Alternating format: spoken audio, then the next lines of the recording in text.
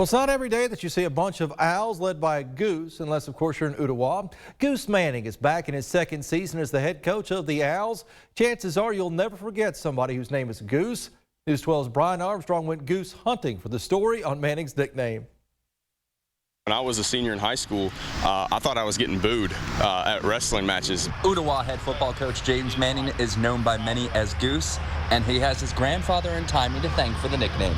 When I was born, a flock of geese flew over the hospital, and it was supposed to be a joke. My granddad was like, "Hey, let's call him Goose." You know, Indians used to name their kids after something at birth, and so it's supposed to be a joke, and it just kind of stuck. It was kind of in the family, and then actually my dad was yelling it at a football game, and they put it in the paper as Goose Manning, and from then on, like I was a sophomore, and from then on, that was it. Like they printed it on my state bracket, everything. Although his players call him Coach Manning, his family wasn't going to break tradition. Part of that is like, you know, I introduced myself as Coach Manning, but I've had cousins that went to school here, and they're not going to call me Coach Manning in the building, so they'll call me Goose and all that. But a lot of the kids will at least add coach to it, and I appreciate that. When he was wrestling for ooltewah-high-school, he thought he was actually being booed during a match.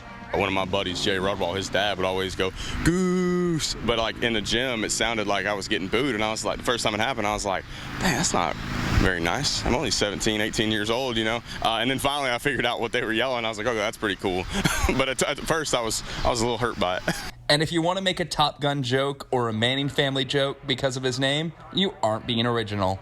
I've been getting that joke outside of the mother goose thing to my mom every now and then. The "oh, where's Maverick" joke has been going around for a long time too. So I'm no stranger to that. And then with my last name being Manning, everybody asking if we're related to Peyton and Eli.